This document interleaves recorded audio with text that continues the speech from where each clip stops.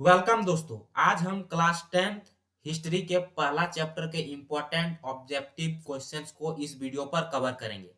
तो दोस्तों वीडियो को आप जरूर पूरा देखिएगा और साथ ही अगर इस चैनल पर आप नए हैं तो सब्सक्राइब कर लीजिएगा और अपने दोस्तों के पास भी ये वीडियो जरूर से जरूर शेयर कर दीजिएगा। चलिए हम वीडियो को शुरू करते हैं।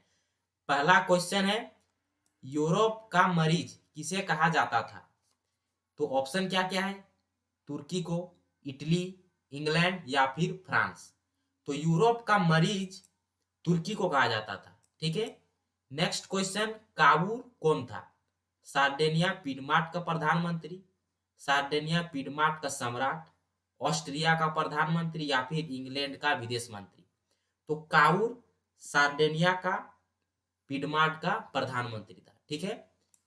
काउंट दिकाउर पीडमार्ट का प्रधानमंत्री था, जिसका जन्म जमींदार परिवार में हुआ था, जिसका अपना प्रारंभिक जीवन एक सैनिक से प्रारंभ किया, परंतु बाद में उस पद से इस्तीफा दे दिया और राजनीति की तरफ कदम बढ़ाए।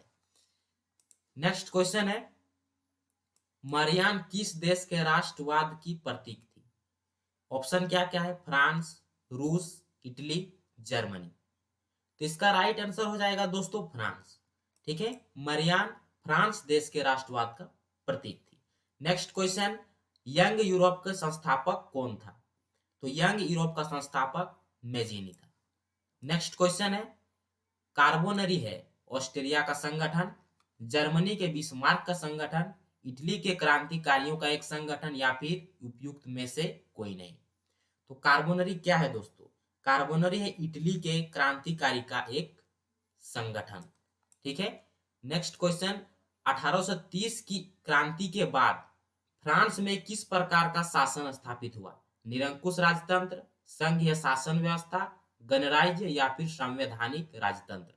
तो 1830 की क्रांति के बाद फ्रांस में निरंकुश राजतंत्र स्थापित हुआ। ठीक है। निरंकुश राजतंत्र में क्या था? फ्रांस में निरंकुश राजतंत्र था जो राजस्व के दैवी सिद्धांत पर आधारित था। इसमें राजा को असीमित अधिकार प्राप्त थे और राजा स्वेच्छावादी था, यानी कि राजा को जो पसंद आता था वो राजा वही करता था। नेक्स्ट क्वेश्चन की ओर हम बढ़ते हैं। नेक्स्ट क्वेश्चन है, यूरोपीय सभ्यता का पालना किस देश को कहा जाता है? इटली को, रोम को, स्पेन को या फिर यूनान को।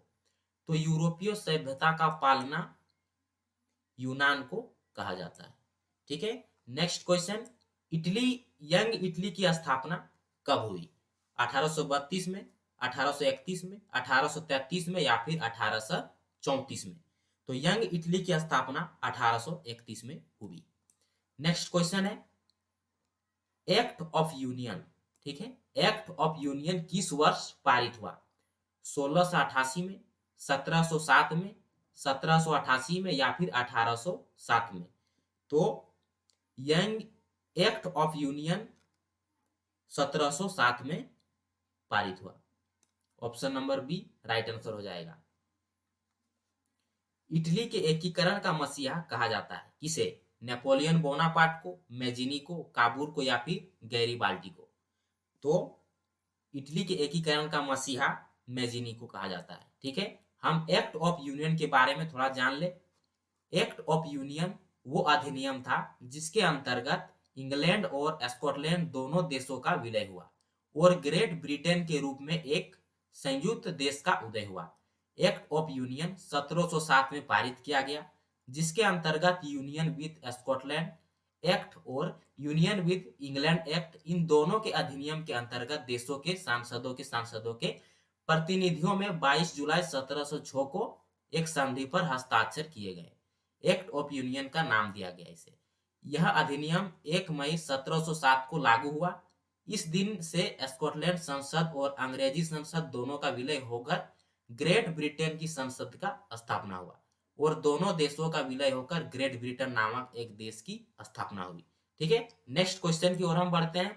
नेक्स्ट क्वेश्चन है, यंग इटली की स्थापना किसने की थी?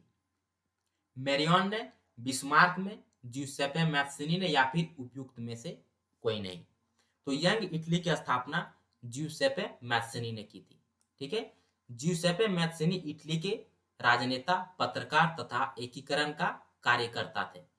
इन्होंने इटली का स्पंदित हृदय भी कहा जाता है।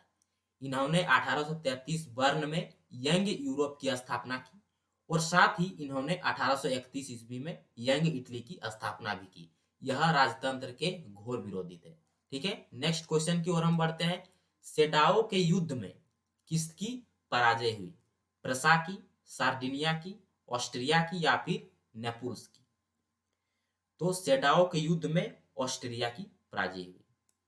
नेक्स्ट क्वेश्चन है, यूरोपीय राष्ट्रवाद के से प्रभावित होकर किस भारतीय शासक ने जैकोबिन क्लब की स्थापना की? हैदर अली ने, टीपू सुल्तान ने, सफदरजंग ने या फिर शिवाजी ने?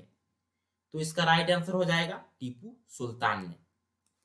इसकी स्थापना 1794 में फ्रांसीसी रिपब्लिकन अधिकारियों द्वारा टीपू सुल्तान के समर्थन से की गई थी, जिसका नाम फ्रांस में जैकोबिन क्लब के नाम पर रखा गया था। इन्होंने एक लिबर्टी ट्री लगाया और खुद को सिटीजन टीपू घोषित किया।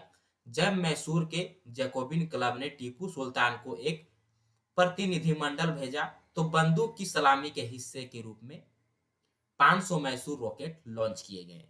नेक्स्ट क्वेश्चन है, 1789 की क्रांति के समय फ्रांस का सम्राट था कौन? लुई 16वां, लुई 15वां, लुई 14वां या फिर 17वां? तो राइट आंसर क्या होगा इसका दोस्तों? लुई 16वां। ठीक है, नेक्स्ट क्वेश्चन है, किस युद्ध के बाद जर्मनी का एकीकरण पूरा हुआ? क्रीमिया का युद्ध, सेडाओ का युद्ध, प्रसाद डेनमार्क युद्ध या फिर सीडान का युद्ध? तो इसका राइट आंसर हो जाएगा सीडान का युद्ध। ठीक है, ऑप्शन नंबर 4 राइट आंसर हो जाएगा। अब सेडान युद्ध फ्रांस प्रसा युद्ध के दौरान 1 सितंबर 1870 को हुआ। नेपोलियन तृतीय और उसके बहुत सारे सैनिक पकड़े गए। इस युद्ध में सभी दृष्टियों से प्रसा एवं उसके सहयोगी की जीत हुई। नेक्स्ट क्वेश्चन है, फ्रांस की क्रांति का प्रमुख कारण था? प्रजातंत्र शासन, निरंकुश शासन, गिरफ्तारी पत्र या फिर मनसबदारी प्रथा? तो इसका राइट आंसर हो जाएगा दोस्तों निरंकुश शासन। नेक्स्ट क्वेश्चन की ओर हम बढ़ते हैं। नेक्स्ट क्वेश्चन है, फ्रांस की महिलाओं को मताधिकार प्राप्त हुआ कब? 1848 में, 1945 में, 1804 में या फिर 1805 में? तो इसका राइट आंसर हो जाएगा 1945 में। 1945 में फ्रांस की महिलाओं को मताधिकार प्राप्त हुआ। नेक्स्ट क्वेश्चन है, नेपोलियन ने जर्मनी में किस संघ की स्थापना की? ट्रांसपेडेंट संघ, सिसलेपाइन संघ, राइन संघ या फिर इनमें किसी का नहीं? नेपोलियन ने जर्मनी में किस संघ की स्थापना की? तो इसका राइट आंसर हो जाएगा राइन संघ।